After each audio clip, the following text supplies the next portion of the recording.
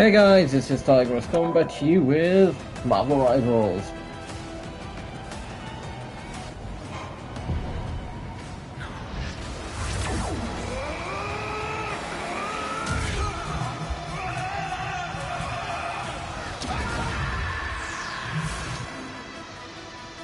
And Cycle's been about it just like that. Yes, I'm there for any day of the week.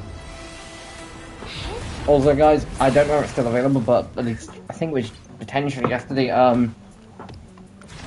there was a free Manta skin on PlayStation.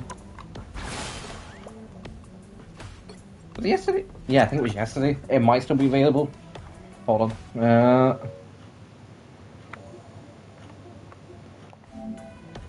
Yeah, okay, if it is, I have no idea.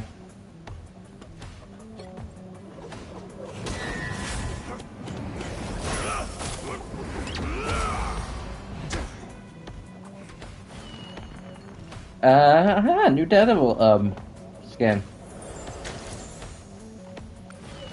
Which I don't hate, because, guys, for the most part, a lot of heroes, I don't think every hero needs a equivalent of a street suit, is what I'm going to refer to them as. Like, their first comic suits. Well, not comic suits, but their first suits. Like, for instance, Iron Man has the Mark 1. Captain America had a suit that he wore back in World War II. Like, Thor had his, like, when he was on Asgard, but I think it changed over the years when he came to Earth.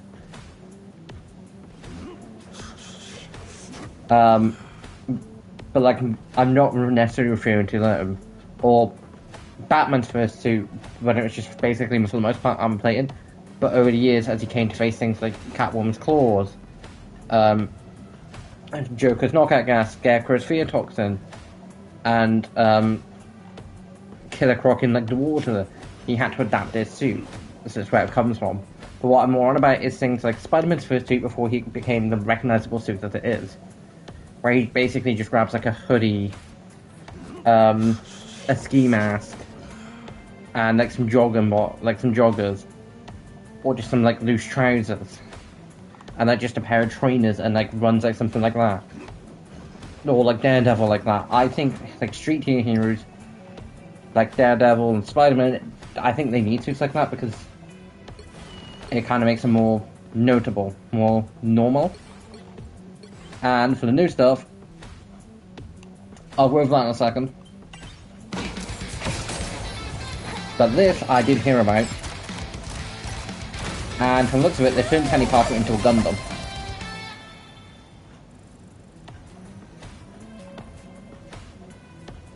I said, look to it. I could be wrong. I like him.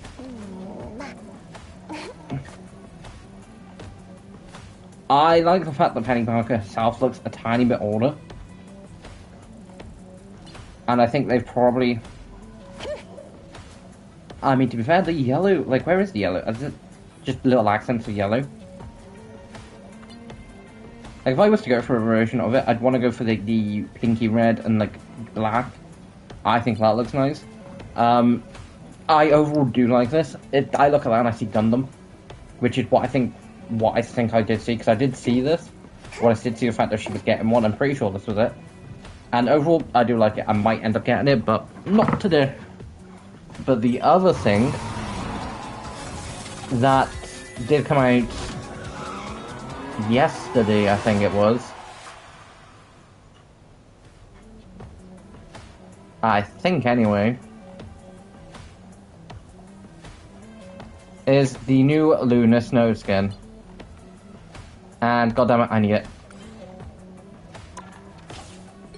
Unless I already got it, which I don't think I...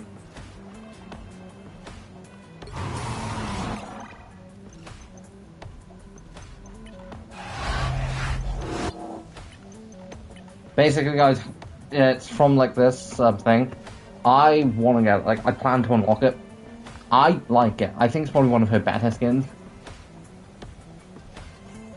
I don't know if I should be giving Marvel Rivals themselves, like, the people who make the game, credit for doing their audience or questioning their decisions. Because at some point, like, a point that's like, are they giving Lunar Snow too much treatment? Like, too much, like, special treatment? Potentially, but it's also kind of smart marketing. You have a character that everyone now knows and a good portion love her. Like I want a Marvel Legend figure of her in any one of her skins. Granted, there are a few skins I would prefer to get for her. Like her Cool Summer skin. Her Abyssal Glow skin wouldn't be the worst. The Park and Sun Young Dancer. The Shining Star. The Sonic Trailblazer skin would be really cool. When I saw it, I thought it was a Psylocke skin, but then I was like, hold on, wait a minute, those look like ice powers. But how the hell is she running on, like... Okay, no, she's always kinda had heels. Feet there. I wish the fact of being able to turn off, cutscene centrals would have been an option. Heels there. Heels there. Trainers. Heels. Now guys, I know it is technically possible to run in heels. I feel sorry for anyone who's practiced in it, because I wouldn't want to attempt it. But yeah, like, I did pick the thing up at the time when I did see it, which I think was either yesterday or Wednesday. Because again, Luna Snow is one of my mains. And, again, do I think she gets way too many skins? Because before I jump into a game, comparing how many skins does she have? 1, 2, 3, 4, 5, 6, 7, 8, 9. She has 9 skins. She's been since day 1 compared to Iron Man. 1, 2, 3, 4, 5, 6, 7, 8, 9, 10. Tony has 10. 5, 5. Tony has 10. Jeff, who's also been in since the beginning, also has 10.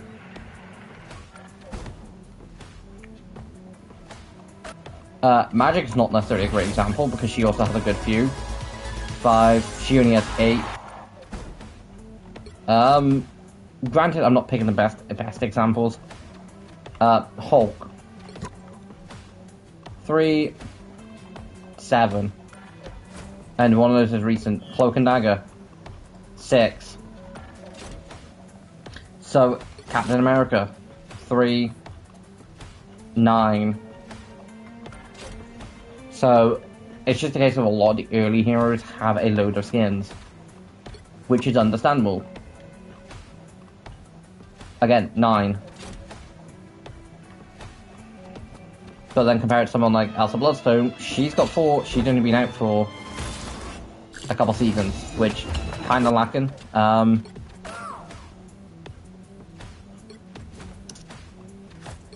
Spider-Man, 4, 5, 6, 7, 8, 9. So, Mantis, 4, 5, 6, 7, 8, 9. So, there are people who do have a load of skins, and like, for instance, take Phoenix. She was introduced, what, season 5? Season 6?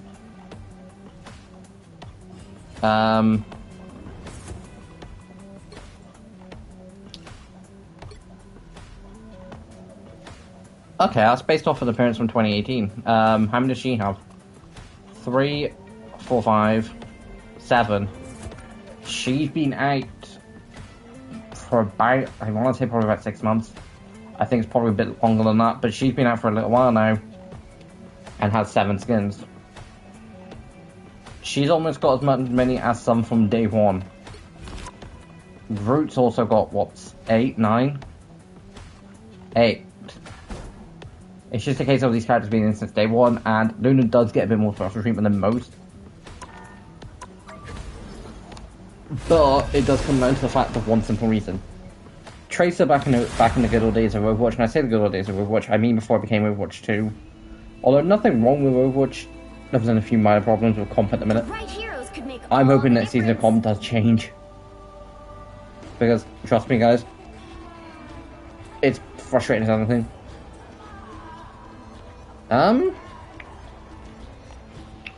I mean, now that I've mentioned... I'm Luna Snow.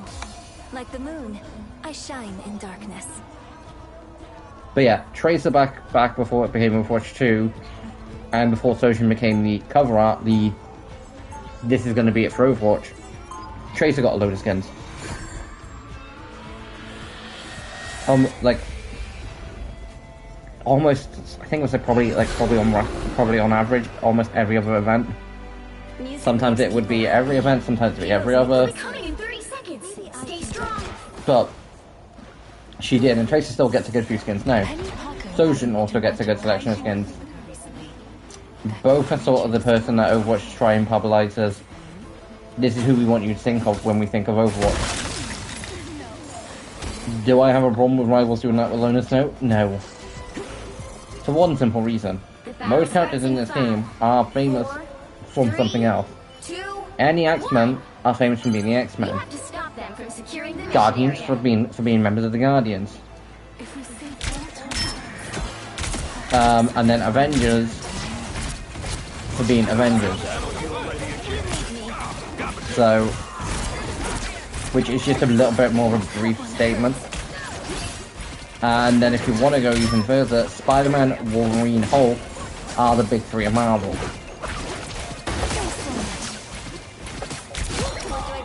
You have the unstoppable monster, the person that you think is the bad guy, who in reality is a good guy, and it makes what you think is the good guy, the bad guy. You have the teenager with problems, who is just trying to get day to day, and even though sometimes taking the easy way out would be the easy way, never does. You have Wolverine, who has anger problems. And out of all those, Spider-Man's probably one of the more famous ones.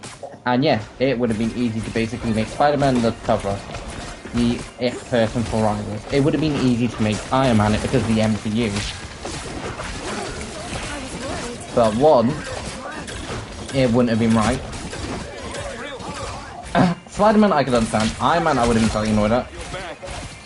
Just because Tony Stark is Tony Stark, and Iron Man is a lot more famous than he used to be, not because of comics. From what I know of him in comics, he's a drunken idiot. His famousness comes from the MCU, comes from live action. And again, I'm not saying live action can't basically be a big part, but I wouldn't want to basically, whenever I think of this game, being like, oh, live action movies. Make a game based off of live action if you want to basically chuck Tony Stark all over it. And the reason I kind of like Luna Snow, I'd say this now. Yes, slightly biased, I do play a lot of Luna Snow, she's one of my mains. I play a good bit of, and I'm pretty decent at it, if I would say so myself. I do the exact same thing with any character that is kind of a bit lesser known. The reason I'm happy Luna Snow is sort of the big character for this game is her only other notable location was from another video game. So I like when the fact of almost nobody characters, like people that people haven't heard of, then suddenly become these really cool characters. I much prefer finding that out than basically being like, okay, time to go and play this game where, oh yeah, Iron Man's the whole thing with it. But don't get me wrong, I like having Iron Man. But when it comes to Marvel, I much prefer things like the X-Men.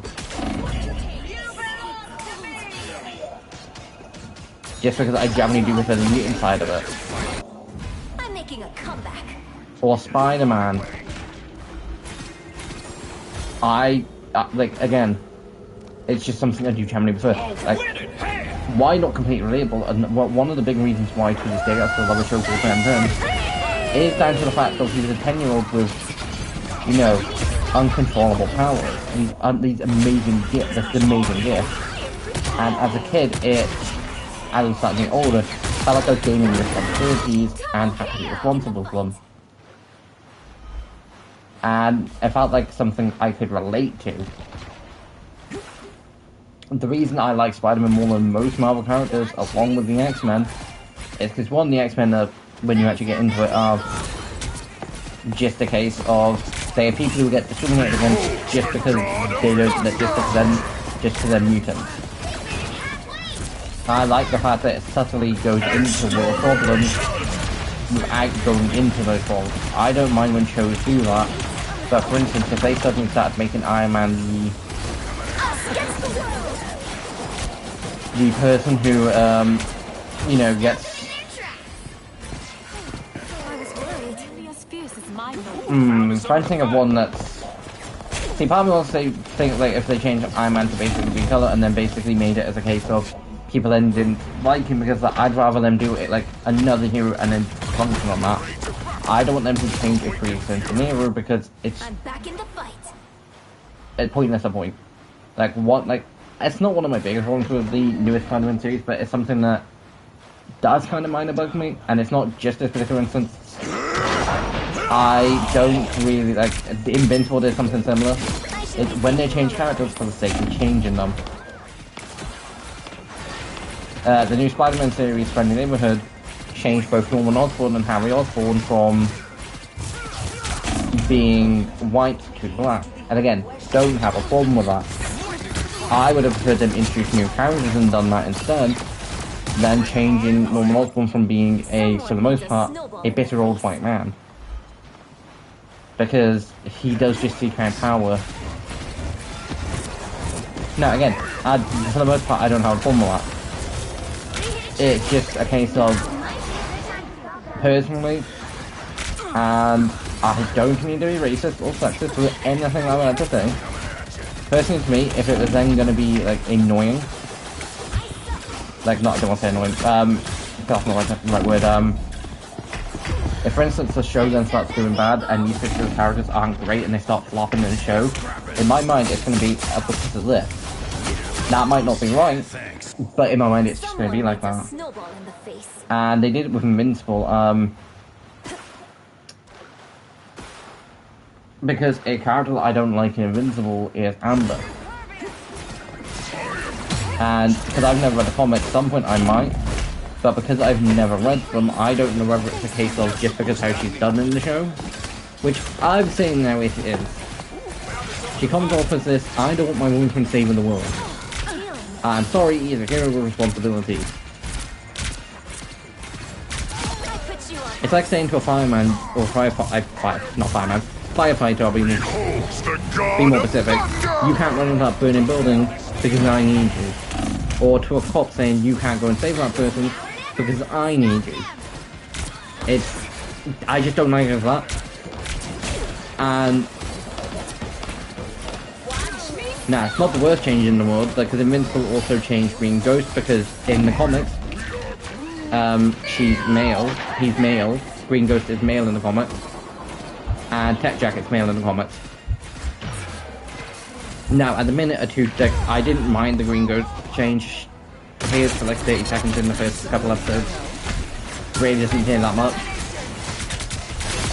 I'm pretty sure the original guy, like, other than the Immortal, I'm pretty sure the other Guardians only in like the first episode. Other than Darkwing 2, who appears again in like season 4. No, season 3. And so that was a change that I didn't completely hate, and I don't completely hate when they do change stuff like this. I just wish they would introduce a new character instead of changing a pre-existing character to meet some new things. The general reason why I do get what they do is because people are gonna, instead of getting people to like this new character, they can go and look and be like, hey, look at this character you already like, now you're gonna love them.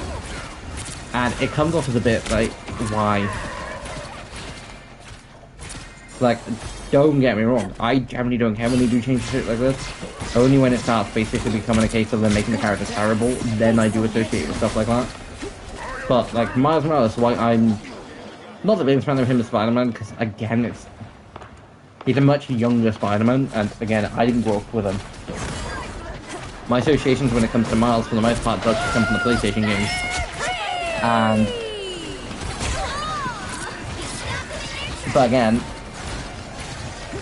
you want to do, say, a show about, say, a Black Spider-Man, instead of just turning Pete Black, just do a show about Miles. And the reason they never will, because people will instantly call them out on it. because you have a character like Miles that you can do that with, a new character that got introduced because they wanted to do a black version of Spider-Man. Like, it's the case of sometimes I wish it wouldn't.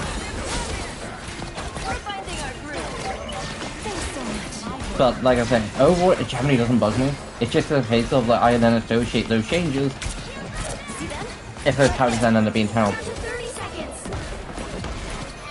But in Amber Heard's case, it's just a case of, in the show at least, it's because she is a terrible person. I think she is potentially slightly better in the comics, but she also does go through worse in the comics from what I'm aware. So I think in the comics, she actually does go through abuse. Now the show potentially might end up doing that. But I don't know, I very much doubt it. Amber's a character that I could really not give a shit if we ever see again in the show. Also, before anyone does start coming from my throat, this is not coming from the fact that I don't think they should change genders and anything like that. Because still it's something that really doesn't bug me. It's more the fact that when they then do change the gender, and then fuck up, then it becomes like, and then the character gets fucked up because of it. Because I'm hoping Tech Jacket doesn't end up being fucked up in the show. Because in the comics, they're male and they have a lot more in common with Alan. But from my perspective, when everyone found out, it looked like they were basically just trying to add a female to the Invincible Wars for the sake of doing it. Not because it needed to. Like, the comics were wrote in early 2000s, so there are just going to be a few things in there that aren't going to be great. Also, it comes down to a couple of different things. I refuse to believe the Tech Jacket we see at the end of Season 3, taking on Butch Mites and killing them, it's then the same Tech Jacket we then see in Season 4, who was struggling against them. Doesn't work that way.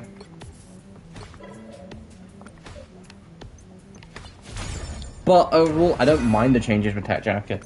Though I wish like they had overall just introduced a new character and said, they've got a similar power to Tech Jacket, now we're doing fine with it. But again, I'm really not that fussed when it comes to it. It's just something that I then go, because it's also, like for instance, take Transformers. The reason that it never fully did bug me with the live action versions not looking anything like their G1 versions, or being somewhat recognizable to them, is I never grew up with the G1 versions. But I get people's point of view, whether like Perspective End said a few times, it would have been nice, and wouldn't have been too hard if they'd at least looked similar to who they are. So that way when the older fans are going and being like, there's Optimus Prime! Pick your hero. And it actually looks like a semi-truck, instead of looking like, you know, a space jet.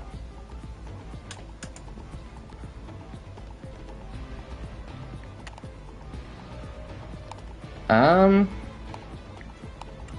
Luna Snow. Like the moon, I but shine yeah, in darkness. that's kind of my point. I'd like to be able to look at characters instantly and go, ah, that's who they are. Yeah, don't get me wrong, I saw something like Invincible, I didn't know nothing about it, and there are going to be people out there that don't. But the reason I mentioned Spider-Man is because Spider-Man is a lot more well-known character. Orlitz was my life. But what did you think? And it honestly does feel like the last time we got an amazing Spider-Man show 30 seconds before you attack. was in the early 2000s. Because Ultimate Spider-Man wasn't completely terrible, but they basically tried to do a 180 on what was Spectacular, the show that came before it, the show that got cancelled. I would love for them to go back and, you know, do a season 3, do a season 4. Starts in 5, 4, 3, 2, 1. I don't think they ever will. I'd love to get a sequel to Spectacular, Got it? where it is basically just a case of, I mean, I say inevitable. Young Justice got released and then got cancelled after season 2 and then came back for seasons 3 and 4. And to this day I've still never seen season 4. Like, guys, honestly, it's a pain sometimes trying to watch shows in the UK. Like, when I say, like The Rookie is a show that I love. I don't get to watch that thing until like, the first... Like, usually it is until the season is fully done, and I see spoilers by that point. This year, thankfully, I was basically able to watch it, like, a sort of, like, a month after it came out, roughly. And it might have been a month to 2 months after it came out. Which is annoying.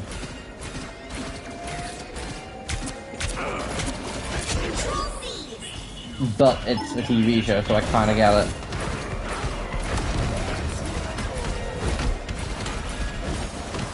But to be fair, there are shows that I love watching that, at the minute, I'm kind of thankful. Like, don't get me wrong, I love Prime. I love having the option to watch from there, but what I don't love about Prime is, like, I don't, like, see, something I do think is stupid is, I don't have a problem with streaming services having ads as a free option, as an option of, you don't want to pay for the service but still want access to the service, you just need to watch an ad once or twice during the thing you're watching. I don't have a problem with that. But what I do have a problem with is something like Prime being like, hey, let's just put ads just for the sake unless you want to pay more. Although, to be fair, Prime's not the annoying one at the minute. Like, guys, seriously, like, back when cause I got Disney Plus back when the Black Widow movie had just come out, so at the time I'm like, there's not going to be nothing I want to watch on there, I'll get it when I can get Black Widow. And so I did. And I feel like it's kind of annoying the fact they fucked up with Scarlett Johansson for that, but Black Widow I would say is pretty solid film. Not the best, not the worst, I've seen worse, I've seen better, but back then, it wasn't too expensive, because I've got mine set to a year. I'm not going to go into prices, but like the fact of price hike, Disney Plus seriously needs to chill pill. Because guys, a conversation I had last year, more with myself, was if they increase their prices again next year, I'm saying fuck you to it. And I'm hoping next, like, because it's got to the point of stupidity. And I'm saying that now, Netflix got called out for their price hike. Can someone please call Disney Plus out for their price hike? Because there is expensive and then there is we are ripping you off, which kind of feels like it for Disney Plus. Because guys, it's honestly going to get to a point where you are paying 20 plus quid for a month. It is honestly getting to the point where I'm considering, at least for next year, I might even end up cancelling mine because mine's not renewed yet for this year. Potentially doing it on I'm watching something at a time, I'll pay for a month-based subscription, then cancel the subscription. Because it is getting annoying. You seeing stars? So in other news, I am ready to put on a show. guys, Rivals are trying to prove my point that Overwatch is proving. Like, the reason I say I can't wait for next season's comp for Overwatch is because I'm hoping it's better than this season. Minor spoiler, and it's minor. For Sunday's Overwatch video, because it's a bonus, because the new law dropped. But again, it's been like this. It's been like this for the last several Overwatch videos or streams I've done on it. Yeah, Overwatch is starting to get to a point where I'm starting to really consider the fact of stopping to play comp. At the like, because it's quick play, it doesn't piss me off. Roll Q comp doesn't really piss me off. Although I don't play it that often. Open Q comp, I'm getting put with morons. And that's an insult to morons. Because comp shouldn't be a case of, like, I said before when I say a game, if you can't play a team game, don't play a team game. Overwatch and my Rivals are a team game, and if your first thought is, ooh, I want to play this, like, Rivals more specifically, because it does actually have team-ups. But am ready to put on a show. Overwatch, if you're jumping into comp and then instantly thinking, oh, let's play DPS, let's play DPS, let's play DPS, and then you're instantly going, oh, we need a tank, we need support. Hey, can everyone else play tank and support? Even though I could even switch so we'd have a balanced team, I'm not going to. I think it was a loss? Yeah, the full team fully got chucked off wipe. But like, yeah, I seriously wanted to say something. Superpowers are amazing. Because this season of comp, The ice effects look great on it's just been annoying as anything.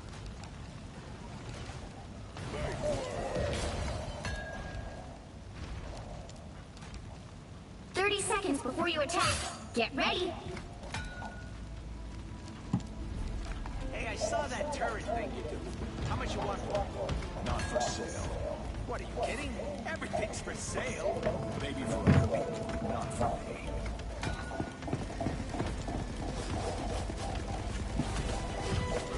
Oh, I was definitely getting told no. The battle starts in 5, 4, 3, 2, 1. All you need to do is capture the mission area. Got it? Part of me just Also, guys, I'm saying this now. If some point on stream, if at any point during a rival stream, Overwatch stream, or a recording of Overwatch, or recording in general, like the game just finally gets me to my snapping point, it won't just be because of the game. Shit. It's not faltering time thing, it's not faltering time. Like I say, it won't just be because of the game. At the minute, it's UK weather, it's hot. And yeah, summer doesn't start until June. See, this is why it's a bit stupid the fact that I think this, but for a good while, I did think the fact that summer was May, June, July. And I didn't put in consideration August. Even though the summer holidays go into August. I don't know why I didn't. Because August does generally seem to be a bit more cooler.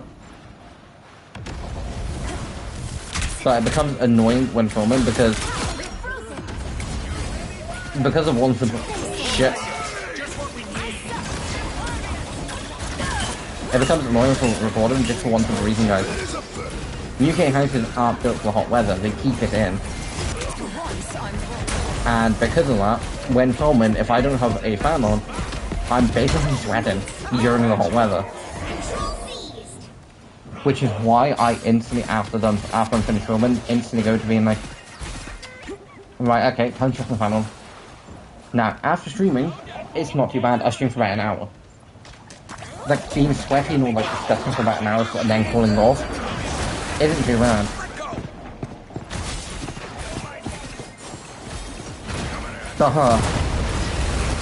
Recording. See, if I do think if I'm waiting, like, at least during the summer, I'm probably gonna end up being like, oh god, I hate this fucking game. Because 2 games at the minute is bugging me at some point in the duration by recording them. Overwatch comp, which I don't record much, and that does come down to stream.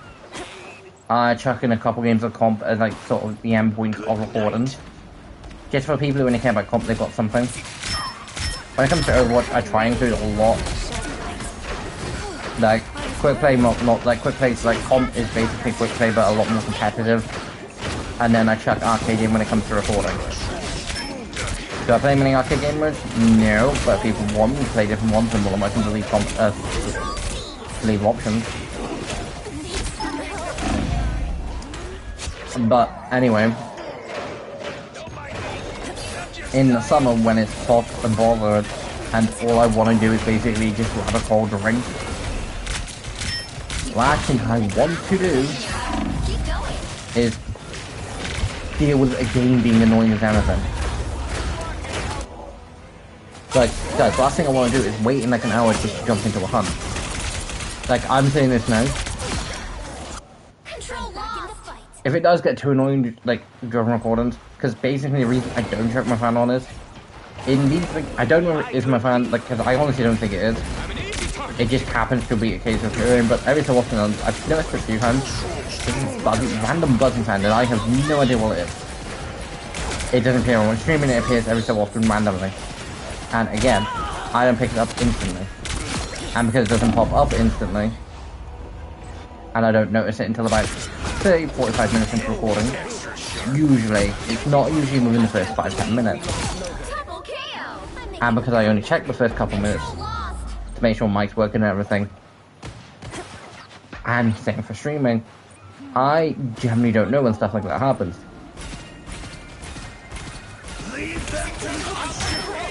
And every so often when I have just had my fan on, it has made a weird, like, you can hear it. And quite frankly, it's a lot more annoying. Keep fighting until we have a winner. I am ready to put on a show.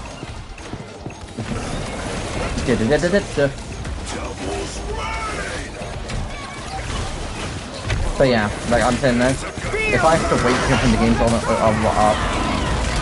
sorry for not being able to speed, on Monster Hunter, I'm chucking the fan off. They got Deadpool. Oh look, guys, nice little funny behind the scenes. When it came to editing, yes, like finishing off editing, well actually I say finished, started editing, yes, is Monster Hunter. Basically my week kind of got chucked out and I'm kind of late to edit it. Still out on Thunder. I was like, hold on, am I sure that's the correct one? And it was basically starting off with the Rajang hunts. And I was like, no, it's not, because I didn't deal with Rajang until Saturday. Until like Saturday's video. Yeah, no, I was wrong. I started editing a lot, probably got about 10-15 minutes into it, maybe a bit longer. And then I was just like, no, it's not, and I'm like, halt. So I then double checked and I'm like, I'm a moron. I'm an idiot. Then I had to go all the way back. It was annoying, but definitely a fun life lesson.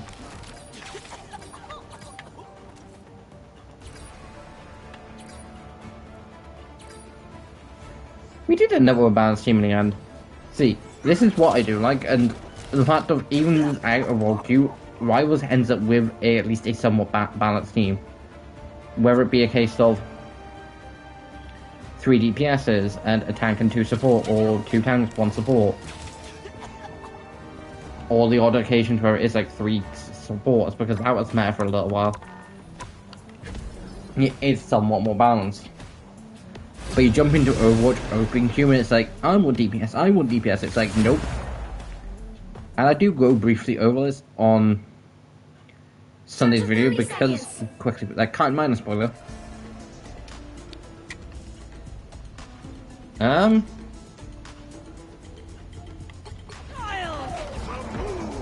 Young and Black Cactus, and we don't. Crime always pays. The final 10 seconds.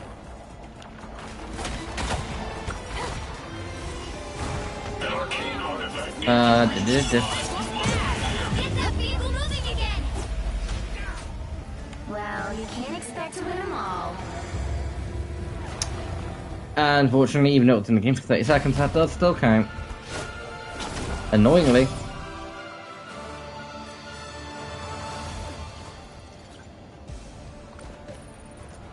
But yeah, like I say, minor spoiler. I jumped into a game comp after doing a couple rounds of arcade. And after, I'm like, guys, I will show you, like, because I then literally did jump into, like, at the end. I was like, guys, I'll tell you how long it takes me just to get into a game of, like, DPS roll queue. Now, I do end up saying in the video, I'll also say now, it took about 6 minutes. And players don't want to wait these 6 minutes to play DPS when they can just be more annoying in open queue. Which is why I'd suggest, like, why I do still think this is a decent suggestion. Limit each roll to 3 per roll. Now, do I think limiting it to 2 per roll is a better option?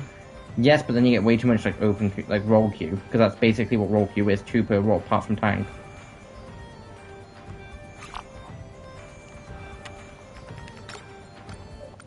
What is my Hela skin, actually?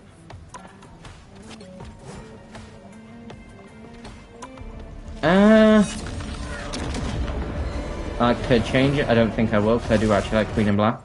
For a good while, it was the Empress of the Cosmos, which I did like. I also don't hate Disco of the Dead. Actually, Hell is also another one. She's been since day one. 1, 2, 3, 4, 5, 6, 7, 8, 9, 10, 11. That's what she looked like in what? Jeez. Her ultimate one is probably my favorite.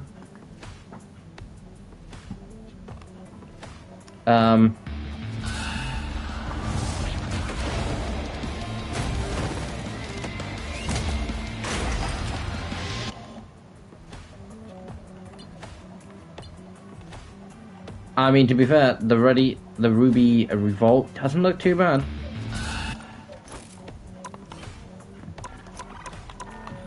But yeah, like guys, players aren't gonna wait a period of time when they can just jump into open queue or roll queue, open queue even, and mess around everybody else. Which is 10 times more annoying. Which is why I do think a limit per, like 3 per roll, like, if you've got, like, first come, is how it should be. But like 3 people per roll should be a limit, like, cut-off. A cut-off also should be a case You'll need of, a top-notch team to win this one. if you've got 2 people who've already picked DPS and no one else has picked support or tank, cut off that. Can't wait to see who everybody else goes, actually, because I mean, Deadpool's not the worst. I've not. With me on the front lines, we can't Fuck it. lose. Deadpool time. You know, unless we do. Escape pod ready. Opening escape capsule.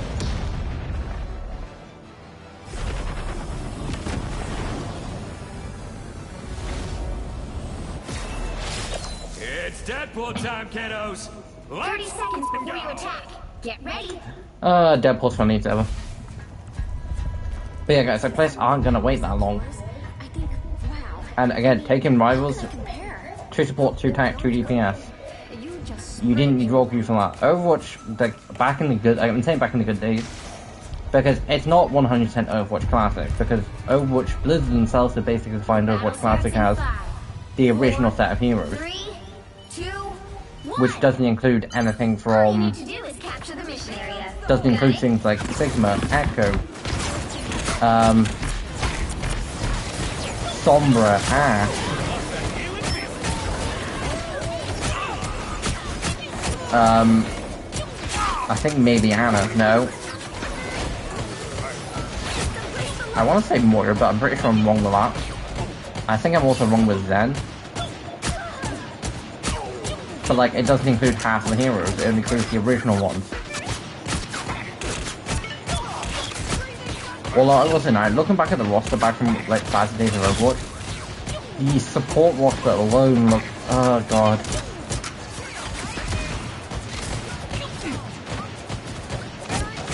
Like, it seriously needed, like, some more support. And I will say, since Overwatch 2 came out, and up to now, we've had some of the best supports that we have in years. Kiriko, she's a good support. Wu Yang's pretty decent. A game within a game. How meta.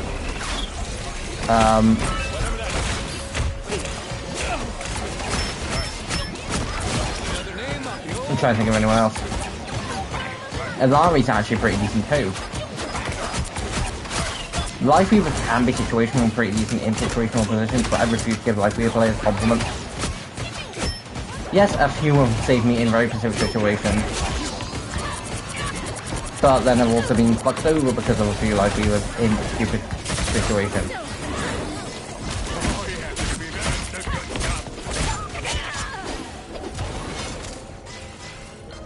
We shoot our way to glory. Go get that vehicle to its destination. Oh no, T-Rex on the loose. Mecha Rex.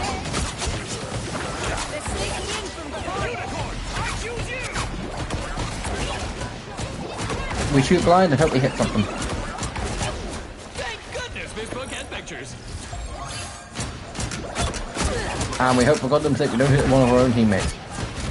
I mean, thank God I'm sick, friendly fire's not on, because otherwise that would have been shot about 1,000 times already. We melee with our forwards, and we chop and slice, and we chop and slice everyone up. Double KO. For various reasons, whatever I've just said, I was joking about. See, the swords look kind of cool on the back, because it kind of looks like this really cool little holster. The guns, at least on this particular one, which I'm going to presume is because they've got magnet holsters on the back of the shit, look weird as anything.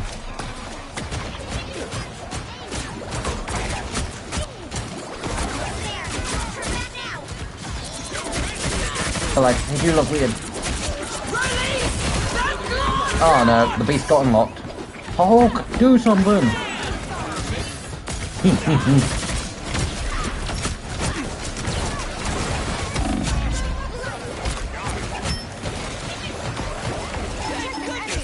Time to dodge and dodge and dodge and hope we don't get shot by anything else.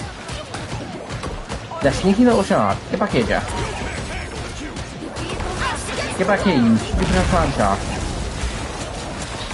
All I will say, Jeff Landshark, whatever problems I had with him being annoying, basically being able to check you off the map with no cost himself. Yeah, that then got, granted he can pick everyone up.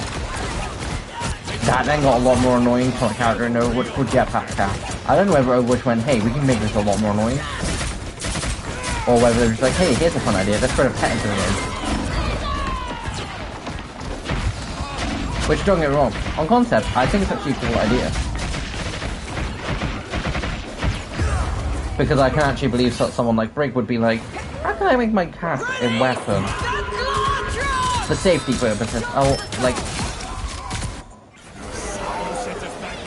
We are undefeatable!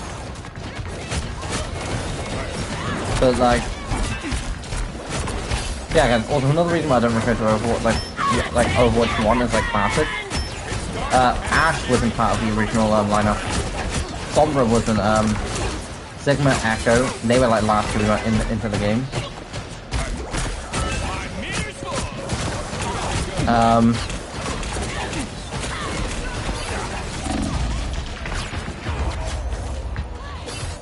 Just trying to think of everyone else.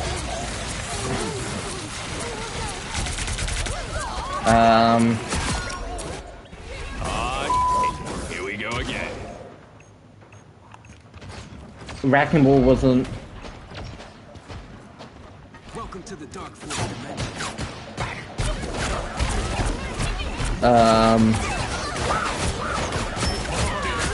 But like, yeah, there's a literal reason why I don't, because Overwatch have a different definition of classic.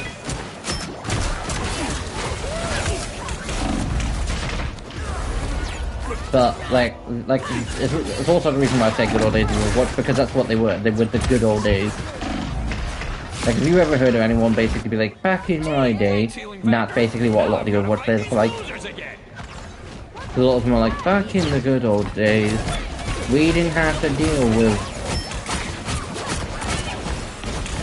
well, a sneaky somebody who can heal everyone at an instant and is very utilitarian. We had a Sombra problem. Which, to be fair, is actually another thing. The reason I think, like, Sombra is annoying in comp and gets banned a lot is because people don't like, because people still remember her for being annoying beforehand. It's dark and it's scary, and I want to go home already. Also, I can't speak for comp on this, but Invisible Woman on this doesn't get as much.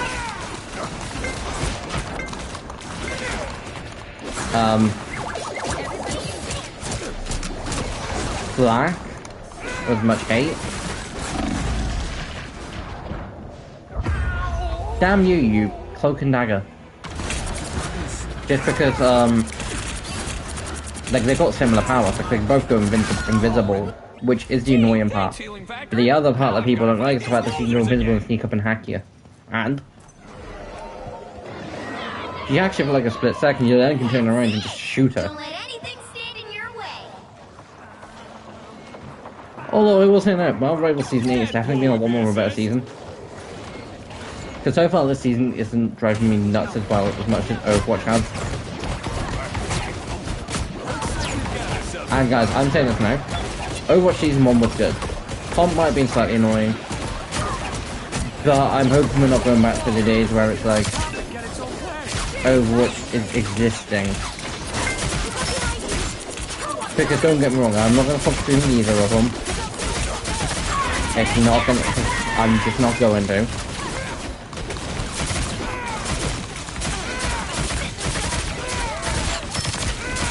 Why can't anyone die when you get sword struck through you?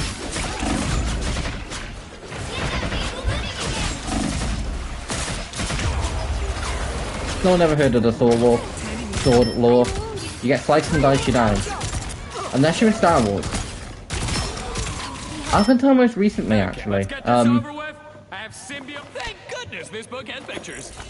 Because something that I've not mentioned, I don't think. I ended up watching more series in the end because why I like more wise, like no hate towards the actual actor because he is a cool actor.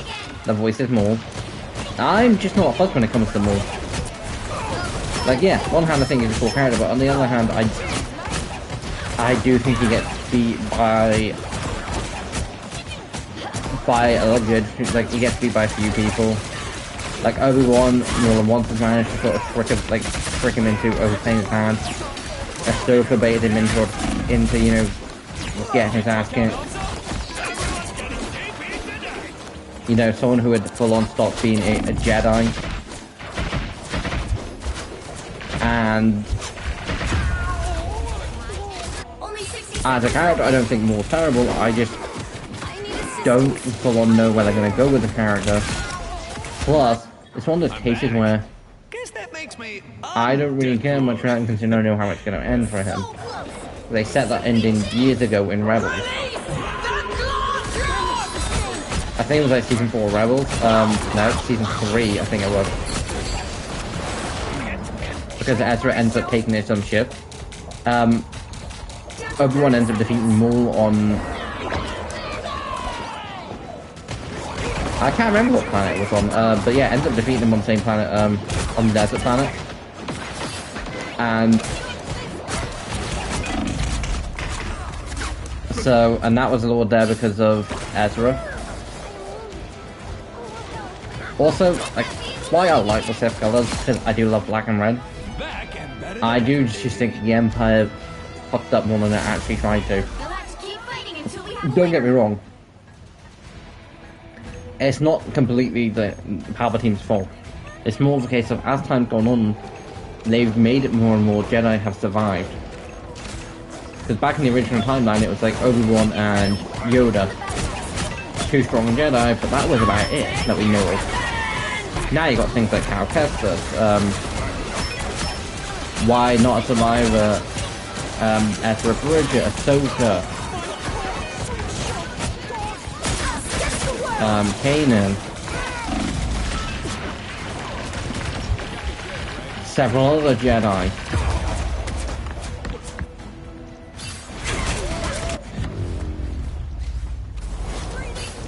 Well, you can't expect to win them all. But yeah, like when you've got like hundreds of Jedi surviving, yeah, that makes a lot of sense. Rogue would punch a raptor in the face. Or even a T-Rex? From an angle it looked like a raptor because it was too small to be a T-Rex, but no, that does look like a T-Rex's mouth. She'd also would.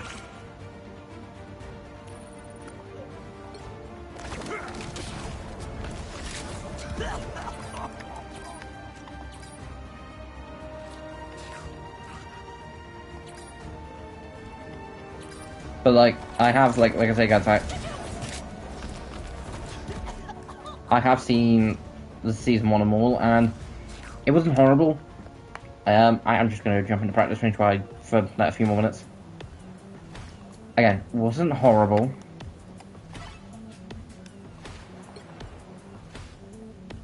But it wasn't what I would have wanted.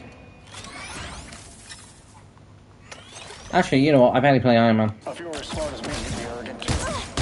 To be fair, the reason I barely do play Iron Man is because for the most part, he's just sort of like fire, blast, blast, and blast them, and it's like Double KO. fly up. That's 3. And, like, if you compare him to someone like Farah or, like, Echo, I think Farah's probably a bit more of a better comparison. Wow, 4 in a row. Like, Tony's never on the ground and he's always flying. That's amazing. There's another one down. Like, he full on has a Unibeam. 6 in a row. Way to go. Then there was the full flight with the missiles. Powering up. Then there's the power up, which is kind of cool, don't get me wrong.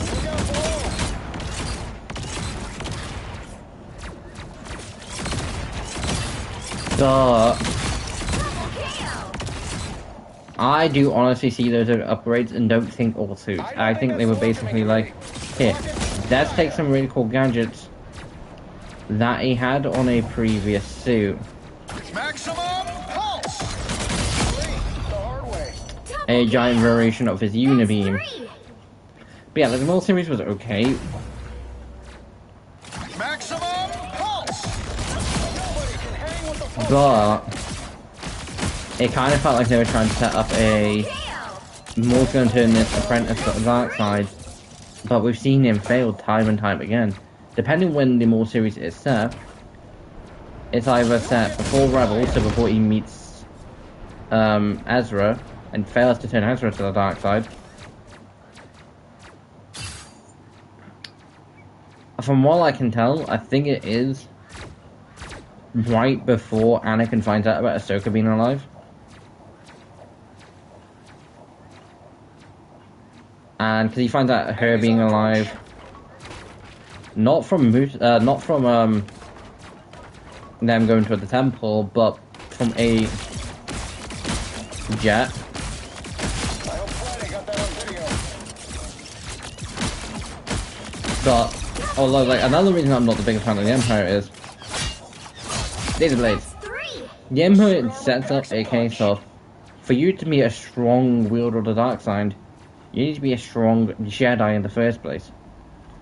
Count Dooku was strong, former Jedi. Anakin Skywalker, Darth Vader, was a strong Jedi. Ends up turning to the dark side. Although, this is going to bug anyone who does completely think the fact that Darth Vader is cool and could never be changed.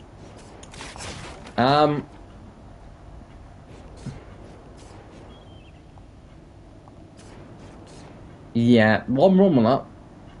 If Darth Vader, if Anakin had just gone and told Obi-Wan that, you know, he thinks, you know, Padme Amidala's gonna, like, he's, like that, like he's been having dreams, doesn't know what they mean, and he thinks Padme Amidala's gonna die, he, like, in something like, he doesn't know what, like, childbirth or something. Granted, it would have made a lot more sense if he'd come clean into the council. I don't necessarily think, I think they potentially would have been hypocrites of the situation. But That's 3. I don't know. And just plays it off of the fact of why he doesn't have a connection. She is a very good friend, and 6 in a row. Way to go. everyone would have basically, like, said something, and, like, they would have, Maximum pulse. you know, gone over it and Can hang with the pulse cannon. everything. But like I say, if you take out the fact of, like if you honestly do just take the fact of Anakin being like, I need him alive. Because if Anakin had actually taken a second thought to be like, these dreams started coming as soon as I started getting closer to the Chancellor. But if he had some common sense, granted, the person, his wife, the Bolt was gonna die, so I don't judge him for that. But common sense, man. Like, why would this random, you know, Chancellor care whether, like, how you are, and why would he care about you being on the council?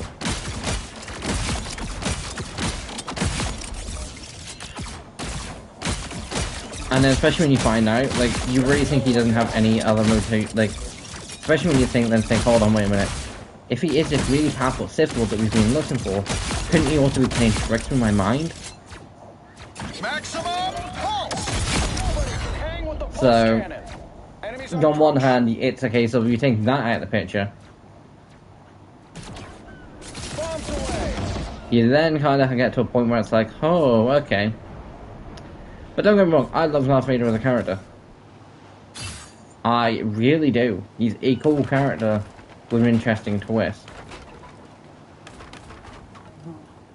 And that interesting twist... Oh, hello. Hurry up! With that interesting twist being... He is the only one out of Palpatine's 4 apprentices that has the same traits as one of all 3 of them.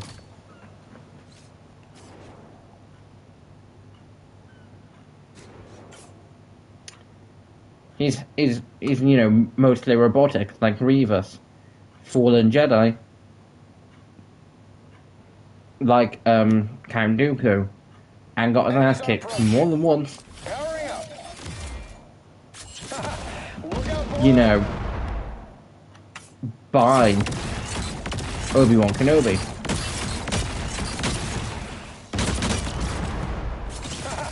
Look out below. So, on that hand, what does this port take me to? Oh, here.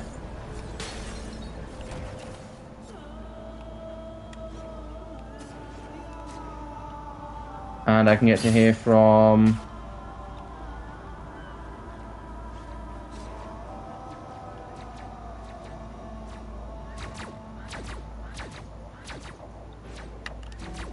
But yeah, like, there were just a few things in Star Wars I would have happy no changed. Like, Maul alone, him trying to turn this one Jedi into an... Like, because we also then do know for a fact that because of things like Rebels and Imperium and that, this apprentice is either A, not going to get turned to the dark side, or B, gonna get killed. My money would more likely be on death, because it's like, again, Palpatine, you know, killed his last apprentice, had Asajj Ventress, had her executed, because the rule of Sith is you can't have more than 2 because it brings in-house fighting, which gives them the advantage to the Jedi. Because quite frankly, I don't know why a bunch of Sith Lords can't just agree. But it all comes down to the fact of them wanting power. We never did see Maul try and do it, but Count Dooku was definitely trying to overthrow Palpatine. Vader, we see Vader trying to do it, trying to talk Luke into it. Vader becoming the master, Luke becoming the apprentice. But anyway. Guys, if you're on your running, please like, comment, subscribe, and this is Tigris signing off, and I'll see you next time. Bye!